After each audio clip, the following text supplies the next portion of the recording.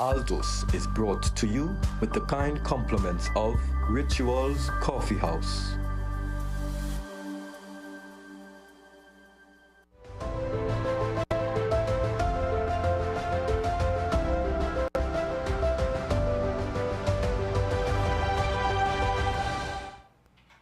Good evening and welcome to Altos, a weekly news and current affairs program produced by the Catholic News and broadcast here on Trinity TV and on TTT.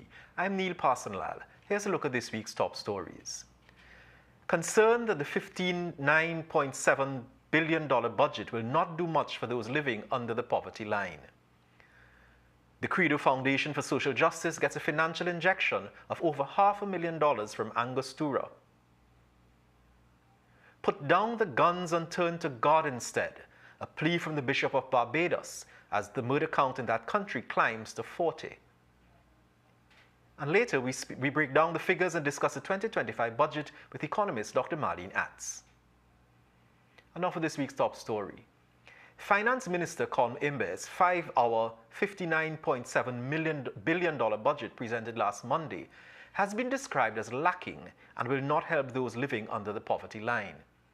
Speaking to Catholic News Altos, consultant to the Catholic Commission for Social Justice, Leela Ramdeen, said while the budget themed steadfast and resolute forging pathways to prosperity is a great theme, it will not lead to prosperity for all citizens. Government proposed a $2 increase in the minimum wage for public sector workers from the current $20.50 an hour to $22.50, and also proposed a 5% increase for public servants for the period 2020 to 2022. But Ramdeen said, this does not address the needs of low-income earners. She said, quote, the dignity of the human person requires each person to have a livable wage. With the rising food prices and property tax to pay, this budget is not going to lift many of those who are living below the poverty line, end quote. Ramdeen noted that while more than $91 million has been collected in property tax, thousands of poor people are struggling to pay theirs. Recent shootings outside the St. Francois Girls' College in Belmont and Roxanne's preschool in Malik, she said, are indicators that education is not taking place in a vacuum, as psychological trauma is being experienced by everyone because of crime, which remains a priority. Crime got the third largest budget allocation of Trinidad and Tobago's $6.1 billion. Ramdeen said those in authority must listen to what the people are saying. We break down the figures and continue a look at the national budget later with our in-studio guest, economist Dr. Marlene Atz. The recently reopened St. Francis of Assisi Roman Catholic Church in Belmont is to get an injection of $500,000 from the government. That's according to the Public Sector Investment Program document for 2025. The St. Francis of Assisi Church, built in 1902, has been deemed an historical building and will be one of the beneficiaries of the sum of $17.5 million allocated for the restoration of a number of such buildings in 2025. Under the Infrastructure Development Fund contained in the draft estimates of expenditure, the sum of $500,000 has been allocated to the Belmont Church, which was recently restored and reopened after a 14-year closure. During the dedication ceremony on September 23rd, Archbishop Charles Jason Gordon noted that the church was built 1 year before Archbishop's house. Speaking at the ceremony, Parish Priest Father Michael Trestrail thanked all those who had a part to play in the project, including the government. The government of the Republic of Trinidad and Tobago also contributed to us here, and so we are grateful. Other historical buildings to benefit from the $17.5 million allocation are the Trinity Cathedral, which will get $6 million, President's House, $1 million, and the Baptist Cathedral, which will receive $10 million. A gift from heaven. That's how Executive Director of the Credo Foundation for Justice, Sister Juliet Raja, is describing the $534,000 donation from the Angostura Foundation's recent auction. Sister Juliet said they have been struggling to make ends meet and only recently had to sell their bus. With their accounts in the red monthly, the Credo Foundation for Justice had no idea how they were going to continue. We have more in this report. Credo Foundation for Justice runs 2 centers for children traumatized by domestic, sexual, and physical abuse, the Sophia House for Girls and the Credo Center for Boys. Since its inception in 1993, the foundation has helped more than 900 children. Executive Director Sister Juliet Raja said the $534,000 donation from Angostura is a lifeline. It was like a gift from heaven when I got the call and I heard that Angostura was doing the auction and we were the beneficiaries. I am speechless as to what to say in terms of this donation, because we would not have been able to continue for much longer. Having sold our bus, having tried to reduce expenses where we could, we are just on cloud nine. The foundation operates at a monthly financial loss, and while they receive help from the Holy Faith Sisters in Ireland, it is just not enough. The foundation provides academic and life skills and also provides for the medical needs of the children. It will assist us in going a long way because we look after like dental, medical, every expense that you would spend on a child in your family, we do it. And we also try to get the support of corporate Trinidad and Tobago where possible, in terms of sometimes our expenses medically for the children could run into thousands. Angostura's Chief Operating Officer Ian Forbes said, in addition to money raised from the auction, guests at the September 14th event at the Hyatt also gave generously. This contribution reflects the Angostura Foundation's deep commitment to supporting the youth of our nation and ensuring they have the tools and opportunities to thrive. I'm Rosemary Sant reporting for Catholic News, Altos. Dr. Sunarayan Kusal of the Kusal Group of Companies was a successful auction bidder for the Casparia rum and a painting done by local artist Kibwe Laureley. Kusal said charity with a purpose would make a difference to the lives of the disadvantaged. Bishop Neil Canterbury of Bridgetown has called for an urgent end to the rising violence in Barbados, where the homicide rate has surged to 40 this year. In a September 26 statement titled God, Not Gun, issued through the Roman Catholic Diocese of Bridgetown, the bishop emphasized that the breakdown of family life is central to this crisis. A good family, he stated, is vital to building a good society, highlighting that families shape our spirituality, morals, and ethics. He expressed concern over the declining church attendance and the weakening of spiritual foundations. Bishop Canterbury urged those contemplating violence to pause, reflect, and seek guidance through prayer, reminding them there's always another way. He underscored the importance of forgiveness and reconciliation, encouraging individuals to avoid hasty actions that have long-lasting effects. He urged, go to God, not the gun, before you take a life. Turn to the Word of God. He concluded with a message of hope, assuring that with faith, anyone can turn their life around and make a positive impact. Turning to Rome now, Pope Francis has opened the Second Assembly of the Synod with a Mass concelebrated by over 400 priests, bishops, and cardinals in St. Peter's Square. Our own Archbishop Charles Jason Gordon is at the Synod and tells us about 3 important images used by the Pontiff.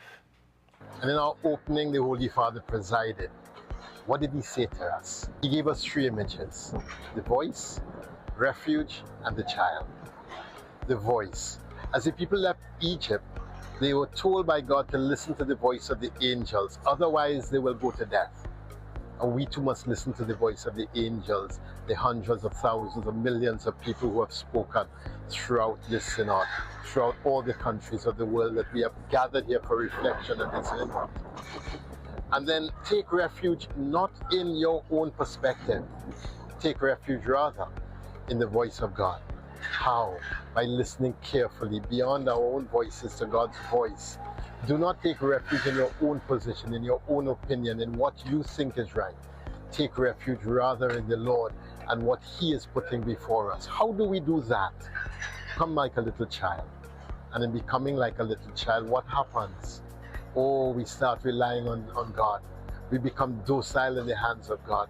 We allow God to lead and guide us. We allow God to do with us everything that God wants. The voice, the refuge, and the child. This is the message of the Holy Father today as we begin our synod. reminding every participant, every delegate of the Synod, it is not our voice, it is God's voice that we seek. It's not our perspective, it's God's perspective that we seek. And turning to our children, child-friendly spaces to help educate migrant children are being described as vital. Administrator of the child-friendly space at the Mount Carmel RC Church in Carrickchima, Gail Jackson, says the demand for these spaces are overwhelming and volunteers give of their time and talent as an act of love. Barry Sidenu and Rosemary Sant bring us more in this report.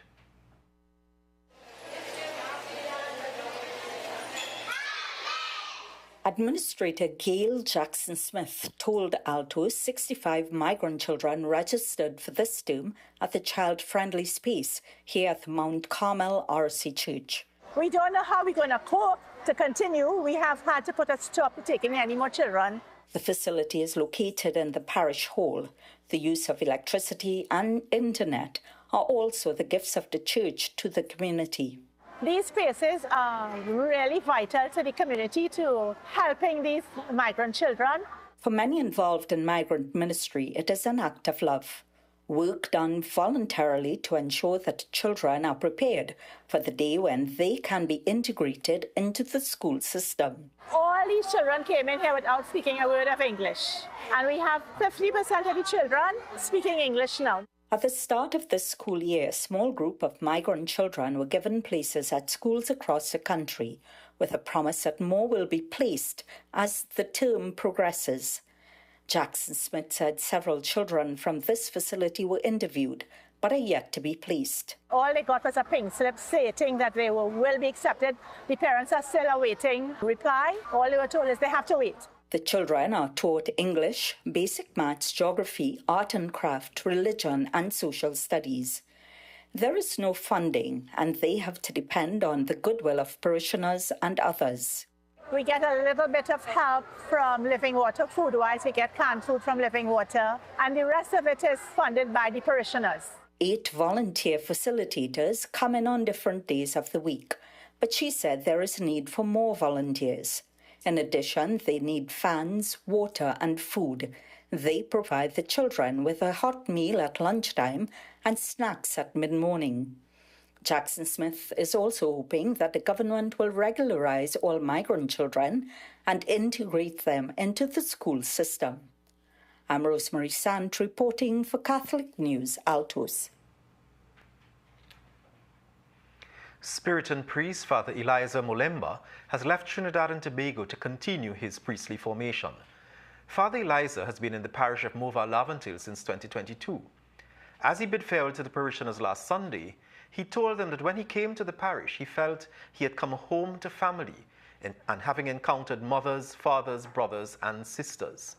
He read for them the letter from the Archdiocese, which was brief, indicating that he had gotten permission from the Archdiocese to continue his formation. He thanked parishioners for the love they had extended and urged them to remember and pray for him with love, reminding them that family is family no matter where they are. And we take a short break at this point, and when we return, we talk with Dr. Marlene Atz, economist, about this year's budget presentation. Before we do so, here's a look at this week's trivia question.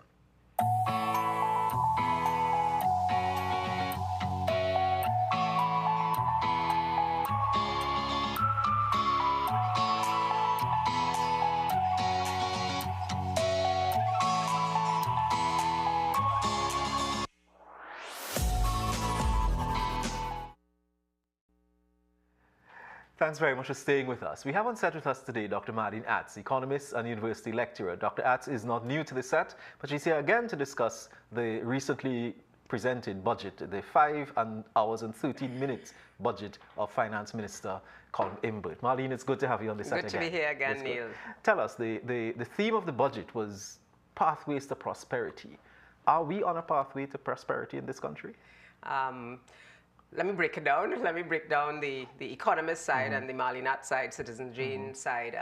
What the Minister of Finance would have presented, a lot of attention would have been paid going back to 2019, which would have been the pre-COVID. So I think he wanted to use that as his takeoff point because the COVID years were really anomalies, as it were. And then, look, if you go to 2022, the Russia-Ukraine war, because of that geopolitical event, there was an increase in energy prices, and that benefited Trinidad and Tobago. So you would have started to see some increase in revenue accruing to the government from the energy sector. So that was 2022, 2023, and 2024. So in theory, the government has been experiencing some positive rates of economic growth, increases in GDP over and above 2019, which would have been the last quote-unquote normal year.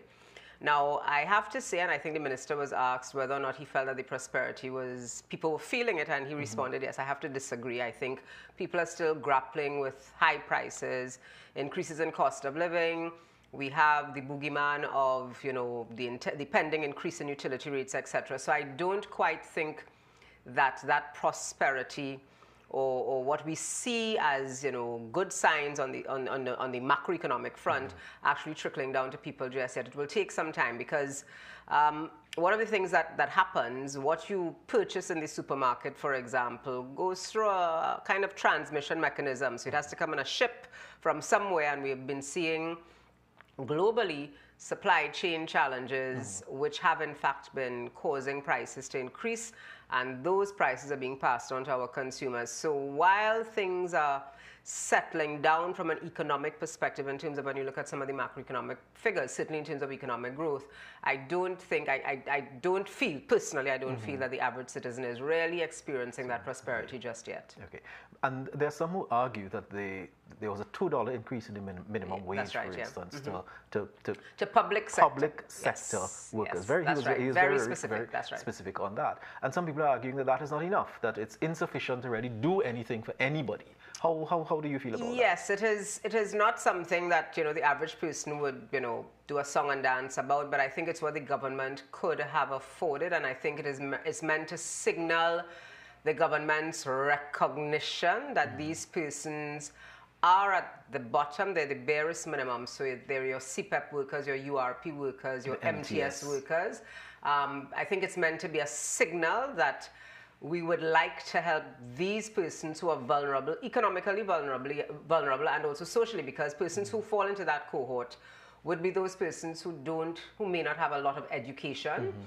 So I take it simply as a signal, and hopefully, as the song goes, better days are coming, so hopefully we'll be able, because the minister was clear to say that he didn't want to increase it across the board because he knows that some SMEs and private sector organizations there's a knock-on effect are still reeling from the last increase, last budget that was read, the 2024 budget. So he didn't want to pass it on, but I think it's simply to signal, which is also the case of the 5% for public sector workers. For public sector workers and all those other workers who would have negotiated and accepted the 4% in the last negotiating period. So I think it's a signal of the government's intent, but that has to be balanced with what the government actually can afford, because the minister he was at pains to say that the government's wage bill is significant. And you know, when you add on these, they might seem small, when you add on these additional, the $2, the 5%, it is going to cause the wage bill to increase by millions of dollars.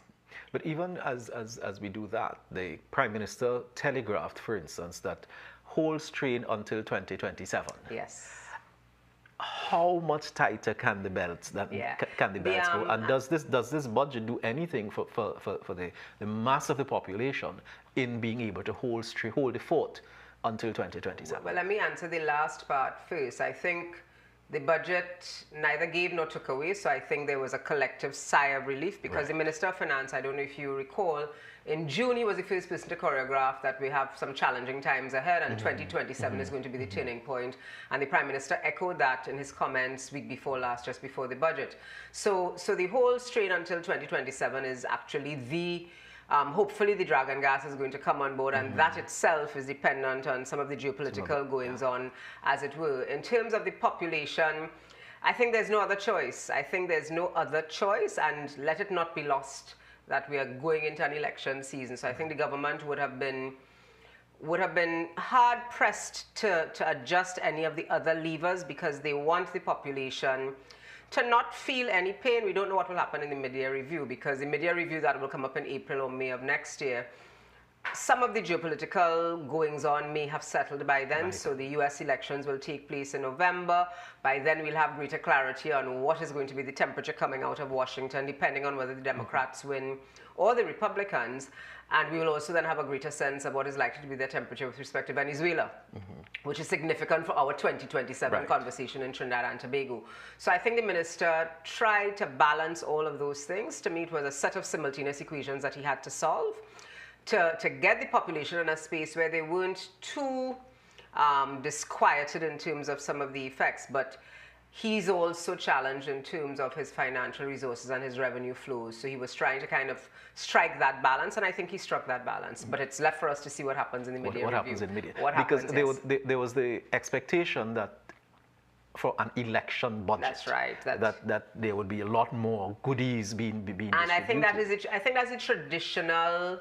I mean, it's like social media. We're accustomed using a newspaper. Now you do everything on social media. So you say something, and in 30 seconds' time, it's off. You know, you don't have to wait for the newspaper to be printed. And I think that's what the minister did. The minister sort of strategically, in my mind, gave sweeteners in a different way. It's not the traditional ways. So you're not going to get a reduction on increase in old age pension, or an increase in the school grant, or an increase in this, or a reduction in that.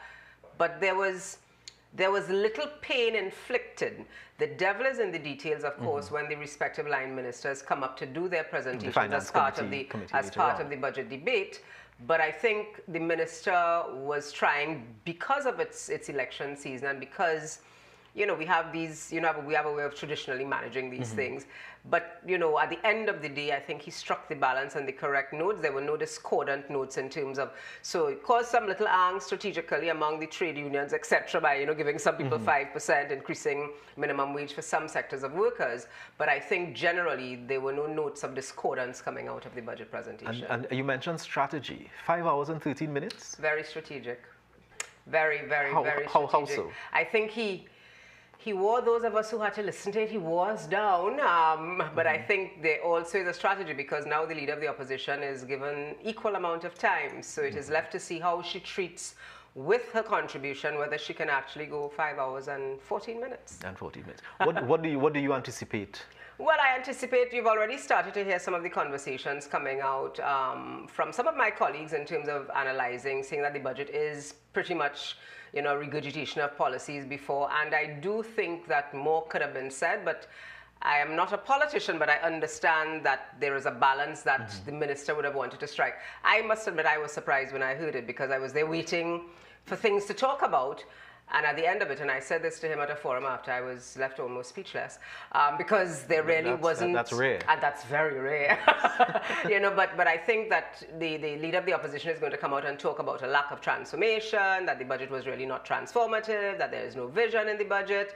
But I certainly do believe that it is a holding brief until the dust settles and some of the geopolitical issues over which we have little to no control, until we have a greater sense of what is happening there. Because even as the budget was being read, missiles were being launched, which sent energy prices up a bit. Precisely, and that's but we're another not too part sure. of the geopolitics, Of because course. we now have this situation in Beirut. Yes. You have increased, you know, tension between Yes. Russia Absolutely. and former allies, so to Absolutely. speak. Is it that we're going to get another help We're not that too region? sure. I mean, and you know, we don't want to trivialize what is happening in terms of the wars and the conflicts taking place in those countries, but they benefit Trinidad and Tobago. And the other side of it is, depending on what happens in the U.S. elections, if President Trump wins, for example, Former President Trump, if he wins the election come November, he is going to engage in policies. I don't know his whole suite of policies, but certainly, given that he is courted very heavily by the Texas oil-rich barons, it is likely, and the United States has become a more and more aggressive exporter of oil and gas. We're likely to see the United States flooding the market, and that is going to cause energy prices to be depressed, and that is not going to augur well for Trinidad and Tobago. So a lot is happening, not just in terms of the national budget, but a lot of the geopolitical goings-on that can impact on Trinidad and Tobago, and it's left for us to see what happens. Certainly my first point, anything can happen between now and then, but certainly the US elections, I think, are significant for us, both in terms of how President Trump treats with with his oil policy, his global policy in terms of geopolitical policy, his migration policy, and of course how he treats with climate change, which is more than likely going to rubbish if he assumes office in January. Marlene, we saw in this budget a slight change where health got the highest or the biggest slice of the pie this time. Yes. As opposed to national security, where many people felt the bulk of the money should have gone. Any thoughts on that? Well, I think we need to move away from simply looking at the allocations and start to look at the return on the investment. It is no secret that we have a crime situation in Trinidad and Tobago. So it's not just about the amount of money you allocate, or it's not just about the amount of police cars, or just about the amount of recruits that you take in. But what is the return on the investment, whether or not our current national security architecture is appropriate for what we're seeing, whether we're doing the kind of research, whether we have the kind of resources being applied. What is the return, not simply the money value. Health, there have been significant and successive conversations around increase in non-communicable diseases. NCDs, yes. And I suspect that part of that is also to treat with those issues in terms of public education and to provide the resources for the respective health facilities, and of course not to be left out education. But again, even though education got the second highest budget, in the fiscal measures, a lot of programs were identified that fall under the purview. So at the end of the day, it's not just the allocations, but as I said, some of those details, those nuanced details that really give you a sense of what is going to be the final allocation, so to speak, for those different ministries. And that's a good place to put the final stop on this. But before we go, we want to wish you a happy belated birthday. Oh, thank you. Yes. Thank you so much. All the best for your upcoming year. Thank you, and same to you, and always my pleasure to be here with you. It's good to have you. We are taking a leap of faith on Trinity TV. Jump in with us for this new and exciting experience. The Catholic News has launched an activity club called Steps for Hope. One of the club's activities is a faith pilgrimage to Lopino on Saturday, October 26th. This pilgrimage balances contemplation in a relaxed environment with fun activities. It includes Eucharistic adoration at the La Veronica RC Church, personal self-reflections, a catch-and-release fishing experience, cake baking in a pot, and pastel making, amongst others. Space is limited, so contact CAMCEL at 688-9337 or business.camcel@catholictt.org to confirm your booking. The cost is $400 per person. An anti-bullying campaign has been launched at St. Gabriel's Girls RC School in San Fernando. The workbook for 10 Problems, 10 Solutions is being used for the campaign. 10 Problems, 10 Solutions is a collaboration between Father David Can, parish priest at Our Lady of Perpetual Help in San Fernando, and international editor and author Therese Chung Waldrop. The book was launched in April and examines 10 everyday problems written as poems by Chung Waldrop, to which Father Can provides a solution. Bullying is one of the problems children face. And we want this workbook with the 10 problems, 10 solutions, 10 big problems which both adults and children face every single day. We want to be able to help in any way that we can to help people to realize that these problems do exist. We acknowledge that, to embrace it, and then to start a healing process in our healing ministry. Free workshops are available. Schools interested in finding out more about the campaign can contact Therese Chung Waldrop at 726-8809. And here's a look at what's in store in this week's edition of the Catholic News with Catholic News editor Raymond Sims. In this week's Catholic News, the Gonzales Parish reopens study space for young adults and children in the community. And the generous nature of Father Edward Birmingham, Jesuit priest and former lecturer of philosophy, is eulogized at the opening Mass of the seminary's new academic year. I am Raymond Sims, editor of the Catholic News. And that's a wrap for the show this week. We encourage you to please pray, read your Bible, and learn your faith. As we go, we leave you with some scenes from the recent Family Day in the Tortuga Parish. Do have a wonderful week, everyone. Stay safe. See you next week.